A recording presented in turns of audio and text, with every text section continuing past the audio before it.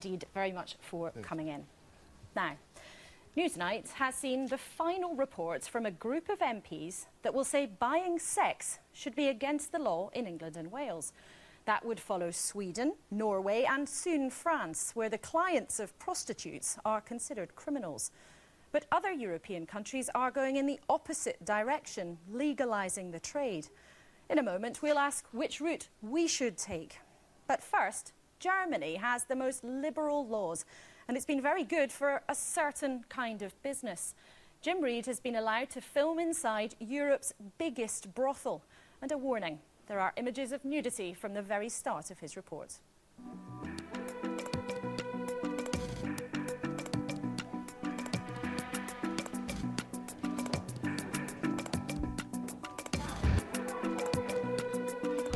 This is the result of an experiment, one its critics say has gone badly wrong. In 2002, Germany legalised the buying and selling of sex. The €16 billion industry is now dominated by so-called mega brothels like this.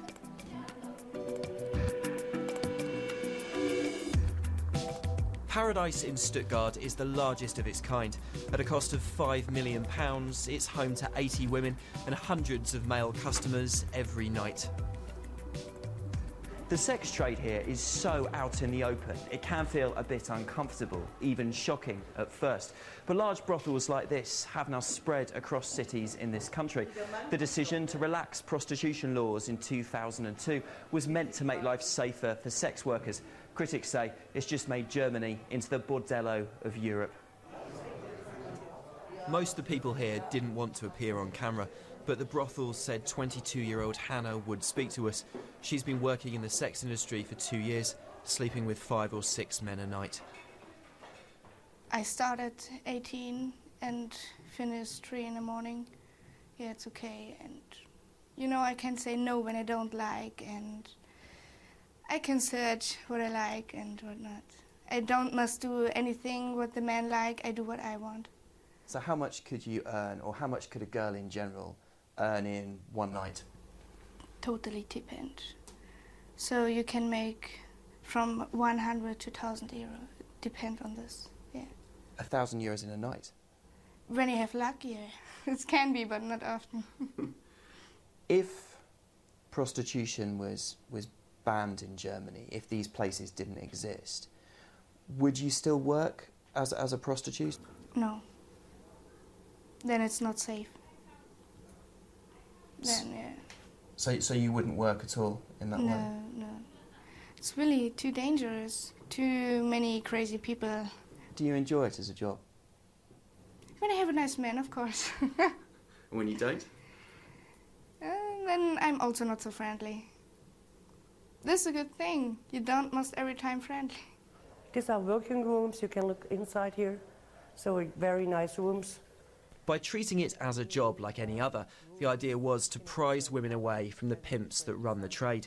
Sex workers can now pay into social security and demand health insurance. But partly as a result of the new law, the number of prostitutes in Germany is thought to have doubled to 400,000. Most of the women here are from Eastern Europe, countries like Romania and Bulgaria. Critics say the policy has led to a rise in trafficking as girls are shipped in to meet demand. It's because you run this as a business. The people who own and run large brothel chains strongly deny that's the case. Das ist von der Politik und von den Feministinnen, die gegen Prostitution sind, ist das eine Argumentation, die aber nicht stimmt. Zwangsprostitution findet in Etablissements statt, die man entweder gar nicht kennt oder in Terminwohnungen, die man auch nicht kennt. Und das ist ein Riesenproblem, aber ein Problem der Polizei. So wie wir arbeiten, können eigentlich fast zu 99% sagen, bei uns gibt es keine Zwangsprostitution. Does it also increase prostitution in general in Germany, having places like this? Nein. Prostitution gab es in Deutschland schon immer. Und sie ist durch solche Läden einfach regulierter, aber nicht vermehrter. Die Prostitution hat sich vermehrt durch die Eröffnung des Ostblocks und durch die EU. Germany now has the most liberal prostitution laws in Europe. It's one of a handful of countries, alongside the Netherlands, to have legalised the profession. In the UK, the buying and selling of sex is technically legal, but brothels, curb crawling and solicitation are all against the law. At the other end of the spectrum, Sweden, Norway and Iceland. There, selling sex is legal. Instead, it's the man paying for it who is punished with a heavy fine or prison. The same Swedish model is now being seriously considered in Northern Ireland and 6 other countries, most notably France, where legislation is going through Parliament. When the new law comes into force, it will mean anyone buying sex over there in France could get a £1,500 fine, whereas a few hundred metres over there in the German city of Saarbrücken, prostitution will be legal. Both countries are going in completely different directions when it comes to tackling exploitation and the sex trade.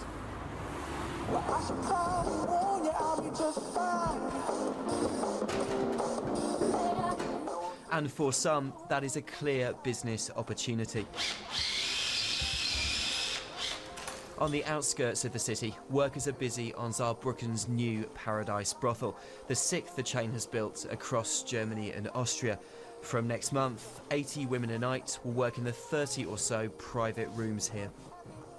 Es ist für uns praktisch ein Lottogewinn, dass wir noch mehr französische Kunden kriegen, und deswegen ist diese Lage natürlich absolut perfekt.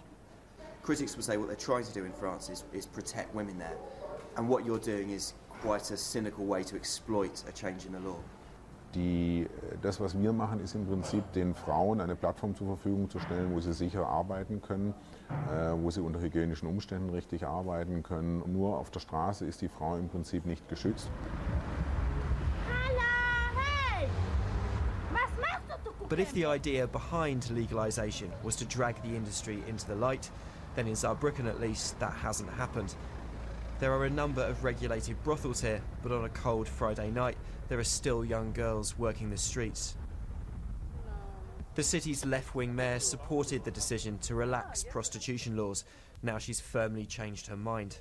Und die Tendenzen, gerade in den Großbordellen, finde ich auch nicht entsprechend der Würde der Frauen. Und es gibt natürlich auch sehr viele Begleiterscheinungen, welche Menschen kommen in die Stadt, wie ist das gesamte Umfeld. Und deshalb sehen wir das Ganze sehr kritisch.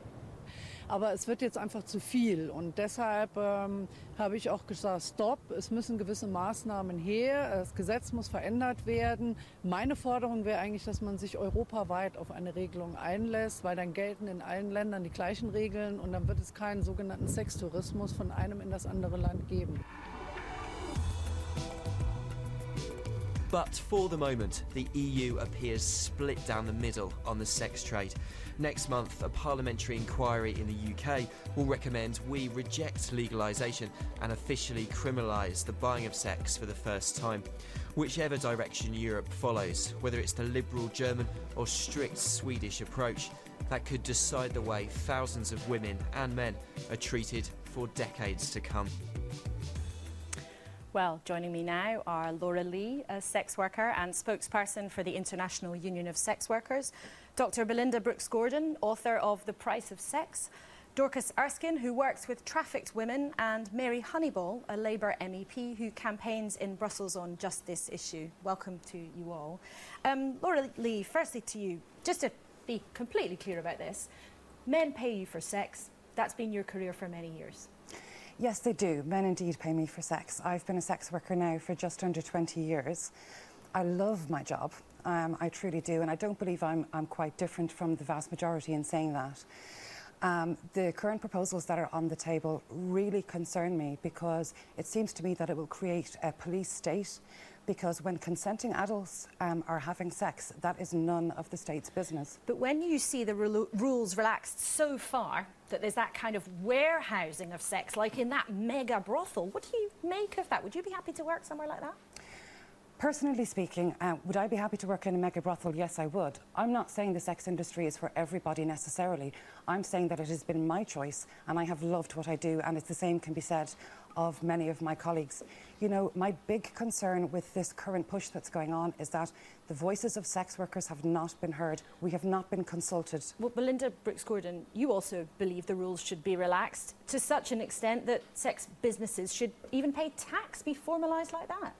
That's the circumstance in Austria and Switzerland, and you never hear of problems of those states. What is interesting is that areas where it is very prohibited, Thailand, for example, and Jamaica, it's actually more visible. So we should treat it just like any other business, like selling bread and milk down the shops? Not like any other business. So, for example, the situation in Germany is that people can't be made to go into that business in the labour exchange, for example, and the client can't enforce the contract, but the sex worker can if he doesn't pay. Well, Mary Honeyball, nice bit of cash for the Treasury then. Well, actually, it doesn't work quite like that in Germany. There are about 400,000 women who work in prostitution across Germany. They are supposed to have access to health care and be able to claim benefits and all those sorts of things that Belinda talked about. In fact, they don't.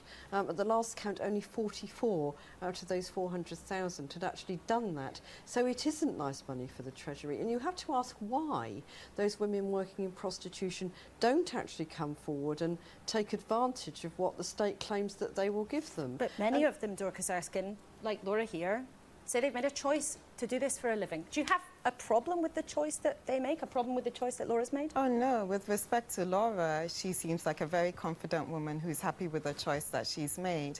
But Laura doesn't represent the vast majority of women in prostitution. Please do not interrupt me. We'll come back to you in a second. I believe that laws are made not to protect the minority who are fine, but the majority who are not.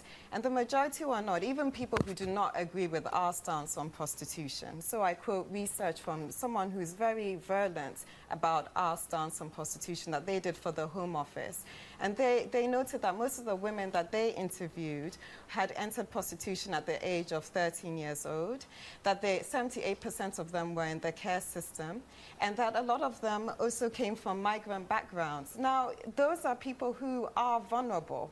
And I don't believe that making a choice of very limited economic choices is the best that we can offer women in those vulnerable states. I believe that as soon as Eton and Cheltenham's Ladies College put it on their curriculum that prostitution is something that is available for everyone to do of any social class, race and economic background, then okay, let's talk about choice, but we're not there yet.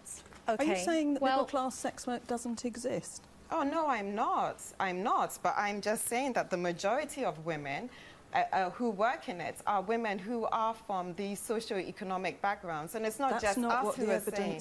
But that's not what the evidence actually does say. That's not what and we can ping-pong back and forth about this research and that research, but the wider issue research is important. Why should sex be... Well, let's then hear from Laura here. Why is it for you to tell her what she can do for a living? I'm not telling Laura what she should do for a living, which is why I respect the Swedish model, which Mary's putting forward. I really do not believe, and it really annoys me that the state criminalizes women in prostitution, especially when they come from this background. Well, I believe we need to look at criminalizing the buyer. Was the Swedish model where the client becomes the criminal, but Laura... I'm not speaking from research, I'm not speaking from any papers, I'm speaking from 20 years of on-the-ground absolute experience in the sex industry. And as to your not representative argument, I've worked in 5-star penthouse apartments right down to what could reasonably be described as a chicken coop and everything in between. And I have met some very, very desperate women in those circumstances. But to criminalise the buyer of the sex act is not the way forward. You need to hit the traffickers. And I've worked with 1,140 women in our organisation who have been trafficked. Your experience cannot be Mary Honeyball, isn't it, however, better, whether you like the idea of prostitution or not, whether you want to accept it or not, and many people do not, understandably. Isn't it better, however, to have women inside a place of business where they are safe, where they're inside, they're not having the trade pushed to dark corners in unsafe parts of our cities? I'd like to challenge this dark corners idea, because if the buyer is criminalised, surely the woman who is not the criminal can then come forward. And on the trafficking issue, there is evidence, good evidence from Sweden, actually gathered by the Swedish police, that trafficking has actually halved in Sweden since the law was introduced there in 1999, which is a significant decrease, which actually does demonstrate, I think, that the Swedish model, where the buyer is criminalised, actually does reduce trafficking. And I think also, interestingly, it's affected attitudes towards prostitution and buying sex as well. Belinda, what does it say about us, though, as a society, if, as you suggest, we relax the rules, we tolerate what goes on, we say it's normal? think about sex is normal. Are you saying there is something wrong with having sex or something wrong with sex, earning? paying for sex would not be considered normal by many people. What's the philosophical difference between consenting adults behind closed doors, having transactional sex, paying for intimacy? It's not always sex. Sometimes it's companionship, foot fetishism, all sorts of other things, and swinging, dogging, all sorts of other things that consenting adults do. Because we may not like them. 12 times more women in prostitution Dorcas, let her in finish and then London I'll bring you back in. murdered. What is It doesn't seem like they're exactly the safest Let me take issue with some of Poppy Project have a vested interest. Rather than having a row over the statistics, I'd like you to finish your point. What does it say about us? We used to think all sorts of things were acceptable. We used to think sending children up chimneys was acceptable, slavery is acceptable. Why should we now continue forever in perpetuity to think it's acceptable? Because it's only sex and it's only earning money. And for some of those women, it is a way... So, for example, the average sex worker will earn over $50,000 a year. 85% of sex workers, according to the academic peer-reviewed... Well, there's a lot of disputes over the numbers, but on that point, Dorcas, on that point, it's only sex, it's only money. What is so wrong with that? Well, yeah, I guess the formulation of that argument is to make it seem like we're conservative, we're quite puritanical. But I don't see what's conservative about saying that sex should be free. But hold on, I haven't finished. And I also don't see what's conservative about believing that we want a society as we have it, they're producing in Sweden, where men can feel like they don't have to purchase sex on the backs of those who are vulnerable. That's such a radical conservative idea. If this were to go forward, what difference would it make to you as a sex worker if your clients became criminal? It would make a huge difference. Let's bear in mind, I work with a lot of disabled clients. I work with a lot of guys who are in dire, dire circumstances. Not that I'm saying that entitles them to sex, but I'm just inviting the viewer to, take a broader view of it. Excuse me, I didn't talk across you. Let her finish her point. Please let her finish her point. I am sorry. Section 39 of this proposal effectively says that the police can come and kick my door in to investigate the fact that I'm having consensual sex behind closed doors. That's wrong. OK, Mary, very briefly, will there be legislation on this or not? Very briefly. In the European Parliament, not yet, but the point is that you legislate for the majority, and the majority of women who work in prostitution have either been trafficked or have been brought up. OK, I'm afraid we must leave it there. There's clearly huge dispute over the numbers, but very strong views on all sides. And we must leave it there. But thank you all very much indeed for coming in.